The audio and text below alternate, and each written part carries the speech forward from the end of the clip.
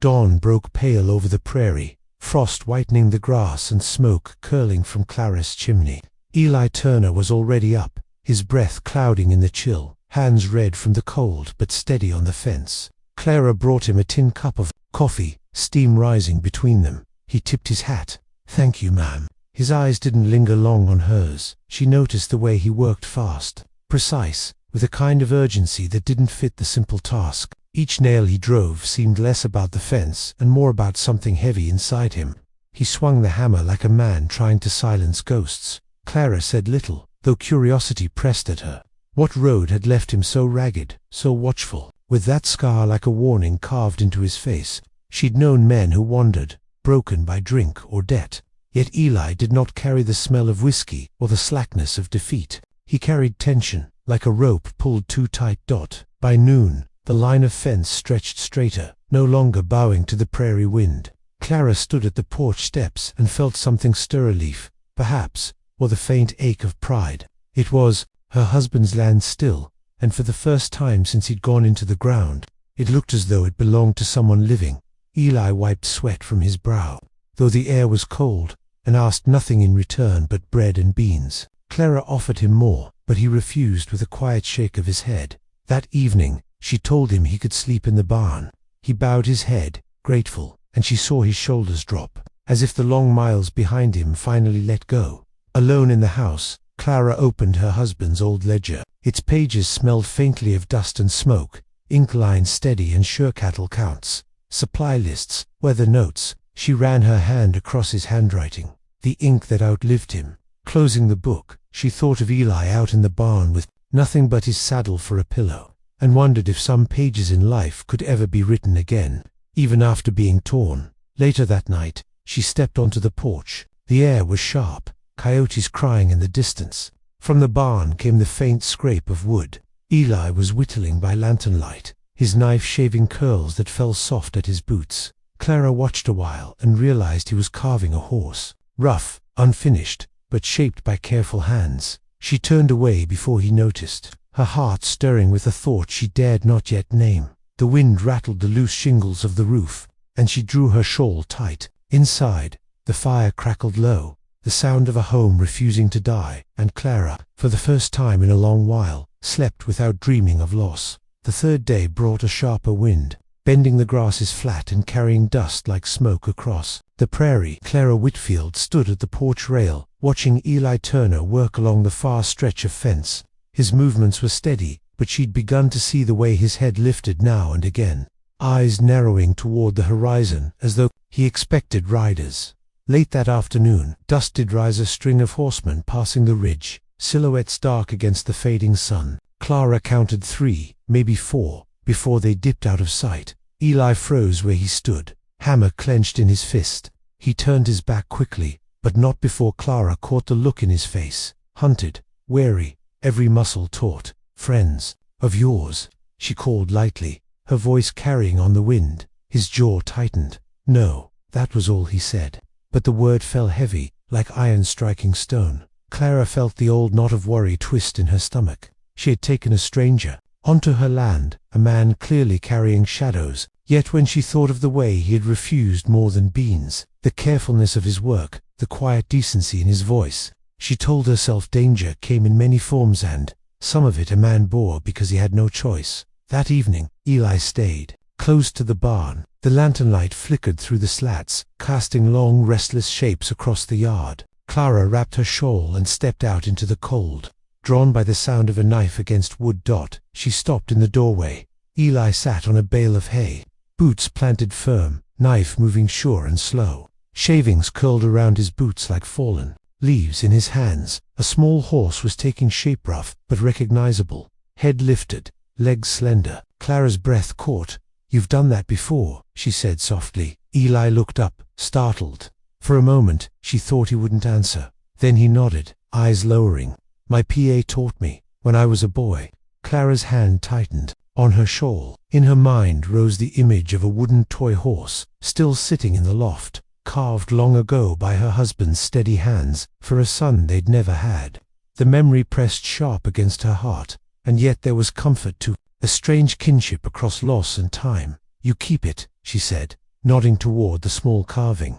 Eli frowned. "It ain't finished. Doesn't have to be." They sat in silence, the only sounds the scrape of his knife and the coyote calls far off in the hills. Clara felt the weight of loneliness shift, just a little, as though the presence of this runaway rider had steadied the air. Still, questions pressed on her. What was Eli running from? Who were the riders on the ridge? And how long before the past came knocking at her fragile door? As the lantern burned low, the prairie night closed in, carrying both the comfort of firelight and the promise of storm.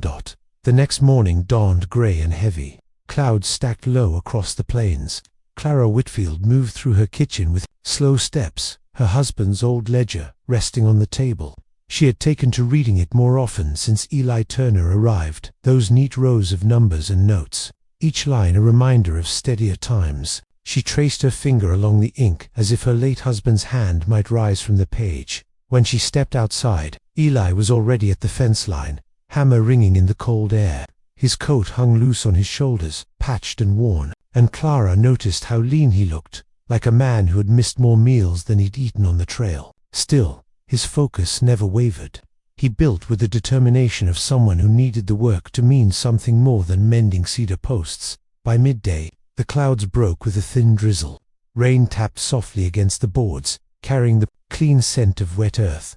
Eli worked through it without complaint, mud clinging to his boots. Clara walked to him with a kerchief and offered it wordlessly. He wiped his brow and gave her a rare, fleeting smile. "Thank you, ma'am." She nodded, then hesitated. "You don't have to call me that. Clara will do." He held her gaze for a moment longer than usual, then inclined his head. "Clara." It was a simple thing, her name in his mouth, but it stirred something inside her chest. That evening, while Eli rubbed down his buckskin horse in the barn, Clara carried a lantern up to the loft. Dust motes swirled in the light as she pushed aside an old trunk.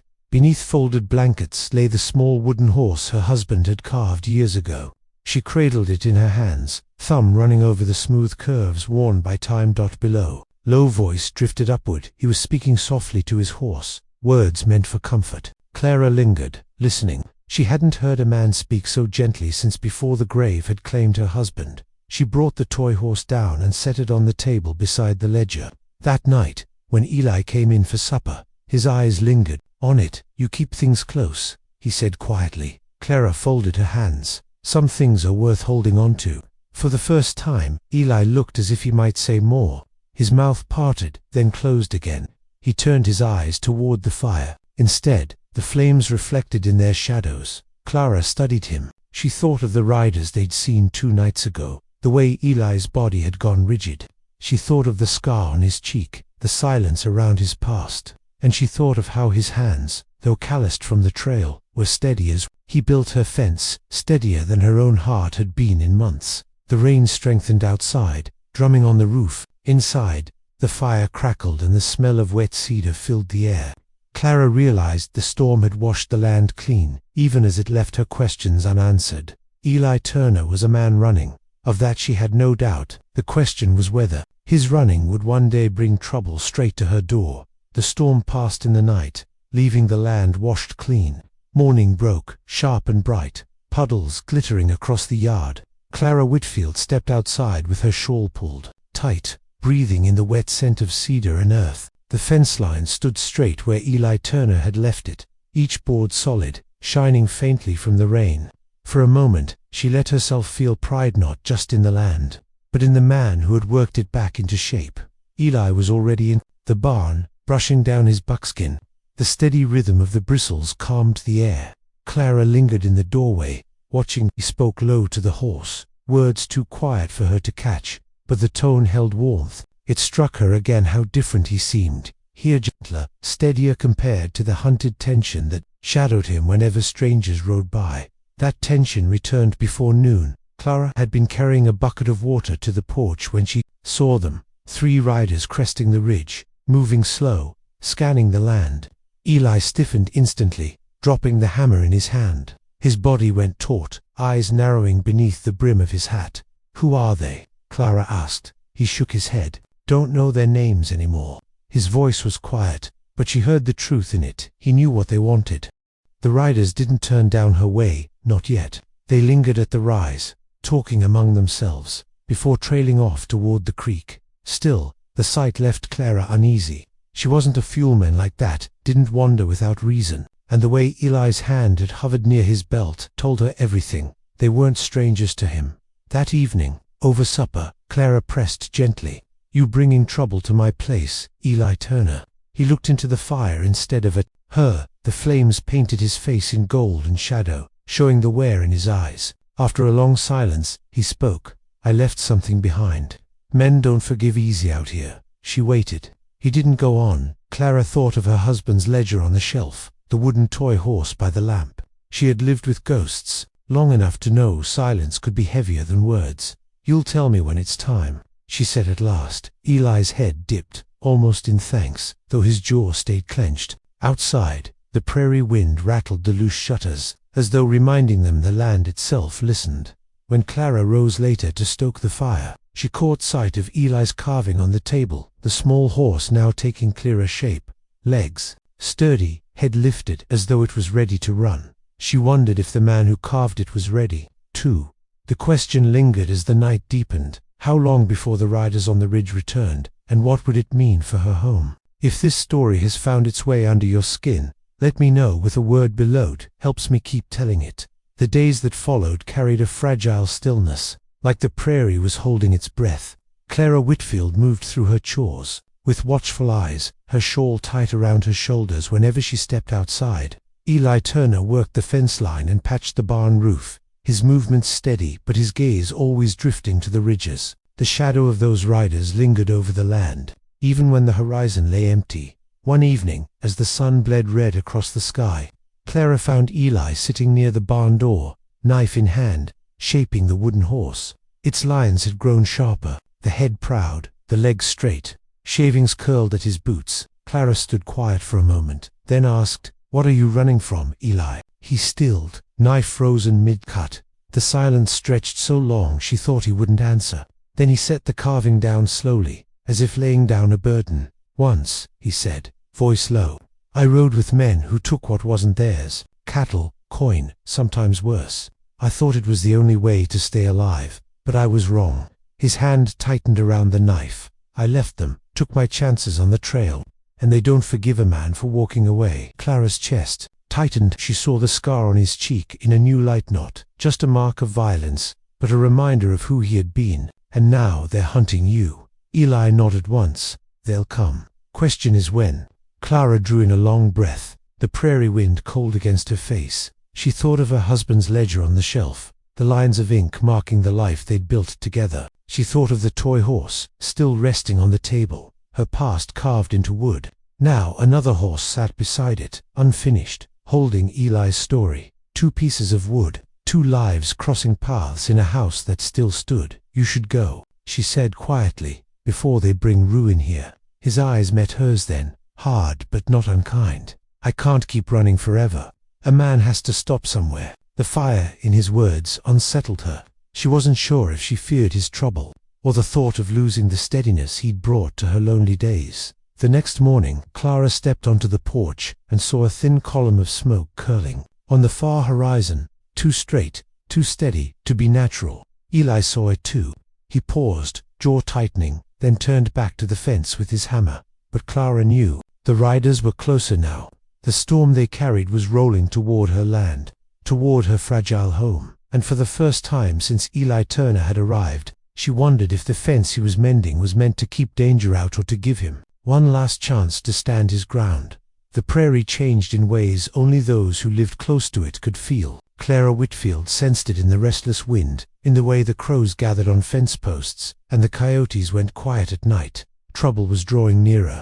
The smoke Eli Turner had seen on the horizon had vanished with the dawn, but the unease it carried lingered like the echo of thunder. Eli worked harder than ever that week. He shored up the last stretch of fence, patched the gaps in the barn wall, even straightened the shutters on Clara's house. His hands moved steady, precise, but Clara could see the truth in his eyes. This wasn't just labor. It was preparation, a man readying himself for something inevitable. One evening, when the sky burned orange and the air smelled of dust, Clara stepped out with the wooden horse her husband had carved years ago. She set it beside the one Eli had been shaping. Two small figures on the porch rail, their shadows stretching long in the last light. "My husband made this," she said softly. "Said one day we'd give it to a son, but that day never came." Eli studied the toy, his face unreadable. At last he picked up his own carving, rough but nearly finished. "Then this one can keep it company." He placed the horse beside hers. 2 lives, 2 stories, standing shoulder to shoulder in silence. Clara felt a warmth in her chest she hadn't known in years. Yet fear pressed in too. She had buried a husband already. She wasn't ready to watch another man fall under her roof, even one who had only just stepped into her life. That night, rain came again, hard and sudden, drumming on the roof, rushing through the dry earth like a cleansing hand. Clara sat by the fire with her husband's ledger open, the inked pages catching the flicker of flame. Eli sat across the room, sharpening his knife, the sound soft but unyielding. "They'll be here soon," he said at last, voice low. "I can't say when, but the land tells it. They've picked up my trail." Clara closed the ledger, her fingers lingering on its worn cover. She met his eyes, then let them come. "This house has already known loss, Eli. It won't fall easy." For a long moment he said nothing.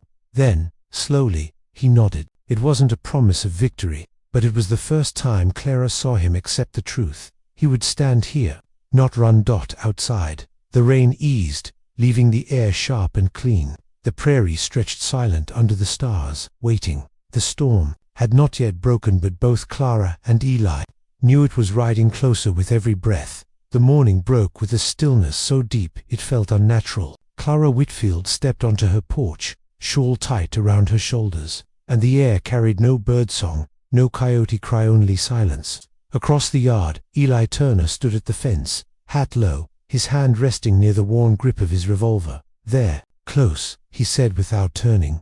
Clara's heart thudded in her chest. She scanned the ridges, the wide sweep of grass. Then she saw them 4 riders cresting the rise, moving slow, deliberate, their silhouettes cut sharp against the pale sky. Smoke trailed from one man's cigar, the scent faint even at a distance. The riders halted, lined side by side like wolves deciding how to circle prey. Clara gripped the porch rail, her knuckles white. Eli's body tightened, but he did not step back. When the men finally came forward, their horses kicking dust, Clara saw their faces, hard, sun-creased, eyes sharp with the kind of cruelty a man learns when he's lived too long on the wrong side of the law. The one in front, broad-shouldered with a red kerchief at his neck, spat into the dirt and fixed his gaze on Eli. "Thought you could ride out on us, Turner." His voice carried like gravel, rough and mocking. "Fence mending don't wash." A man clean. Eli's jaw worked, but his voice was steady. "I'm done with your kind, Mason. I won't ride for you no more." The man called Mason leaned forward in his saddle. "You don't get to walk away. You know the rule: you leave, you die. And that pretty little place you're hiding in burns with you."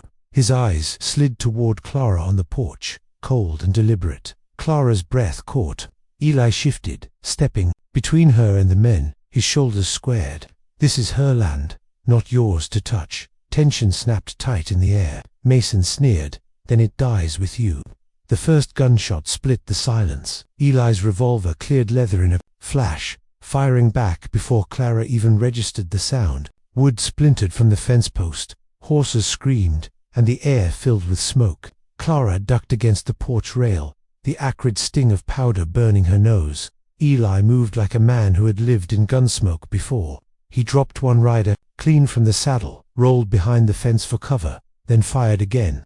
Bullets whined off wood, sparks flying from iron nails. The world shrank to thunder, fire, and the crack of pistols. Clara's eyes blurred with fear and smoke. She pressed her hand over her husband's ledger inside her shawl, clutching it as though the steady ink might anchor her in the storm. Through the haze, she saw Eli's form rise and fall, his hat flying from his head, his eyes hard and bright. Then, suddenly, the gunfire ceased. The prairie held its breath again. 2 riders lay sprawled in the dirt.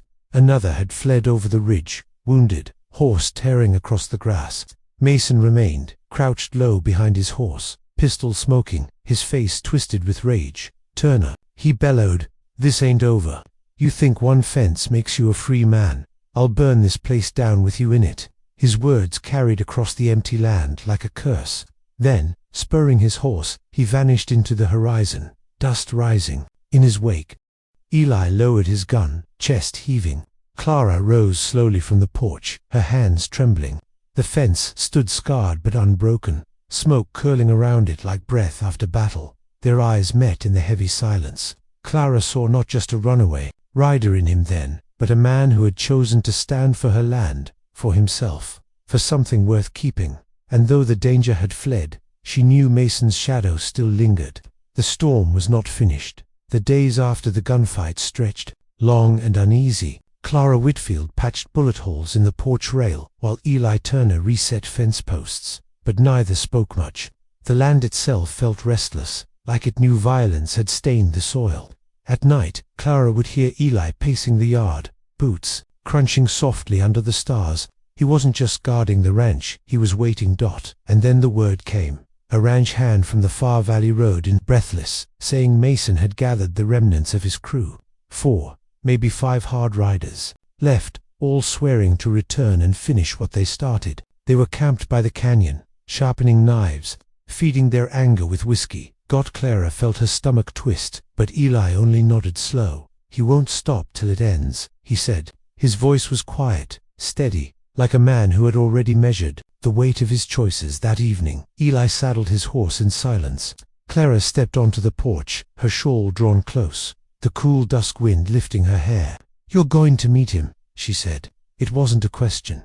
Eli looked at her, eyes shadowed beneath the brim of his hat. "If I wait here, Mason, I'll bring the fire to you, to this land. He's a man who only understands one thing." Clara's throat ached with words she couldn't form. She wanted to tell him to stay, to let the sheriff handle it, to let time wear Mason down.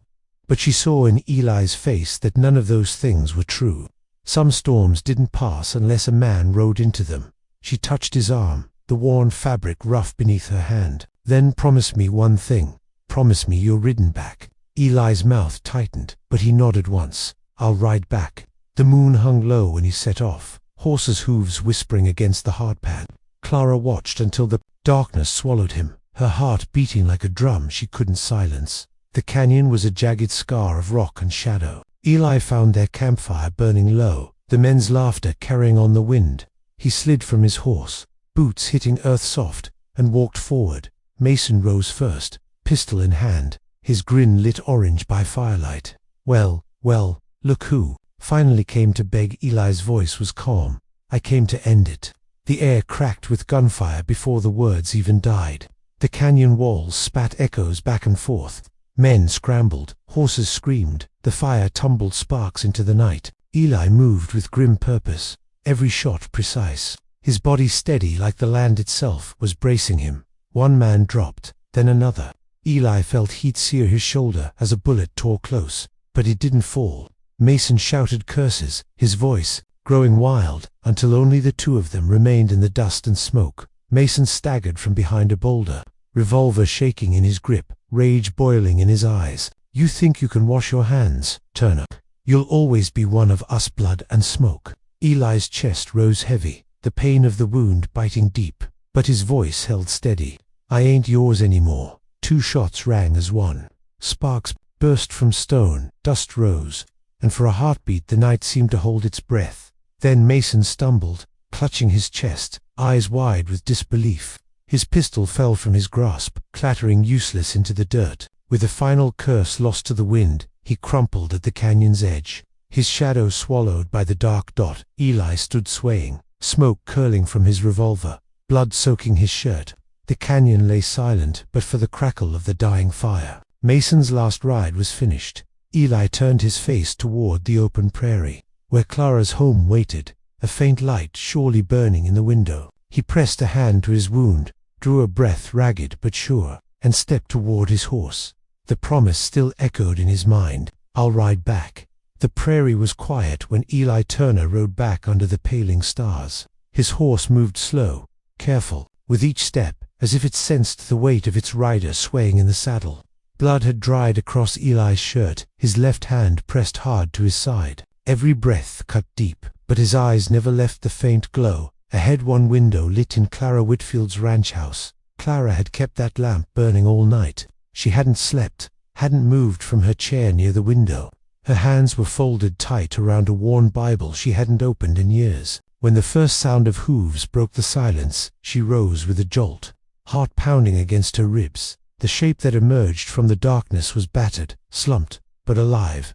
Eli slid down from the saddle with a groan, knees nearly buckling. Before he could fall, Clara was there, her hands under his arm, guiding him up the porch steps. "You promised me," she whispered fiercely, tears catching in her throat. "I rode back," Eli said, his voice cracked but steady. A ghost of a smile touched his face, and then his strength gave way. For days Clara tended him, wrapping wounds, spooning broth past his stubborn silence. The bullet in his shoulder had missed bone, but the gash along his ribs ran deep. Fever came and went, yet Eli clung on, as if some part of him was anchored in that small house. When the worst passed, he woke one morning to find Clara asleep by his bedside, her hand resting lightly on his. Sunlight spilled across her hair, and for the first time in years, Eli felt something more than survival stir inside him. He felt belonging. "I reckon I owe you more than thanks," he murmured. Clara stirred, eyes soft when they met his. "You don't owe me, Eli," she said, "but you gave this place back its peace. Maybe you gave me back mine, too." Outside, the land seemed to breathe easier. The Whitfield ranch stood unbroken, no longer haunted by Mason's shadow. Cattle moved slow across the pasture, the fences held, and the roof once patched by Eli's hands gleamed in the sun. As the seasons turned, Eli stayed, not as a hired gun, not as a runaway, but as a man who had finally found a place to set his boots down. He mended fences, worked the herd, and when evenings grew cool, he'd sit on the porch with Clara, the quiet between them filled with something steady and warm. The townfolk whispered about the widow and the gunslinger, how trouble had followed him here, but never crossed the ranch again. Some said it was strange fate, others said it was providence. Clara and Eli never paid the talk much mind. One night, under a sky alive with stars, Clara said softly, "This house was broken when you came, now it feels like a home again."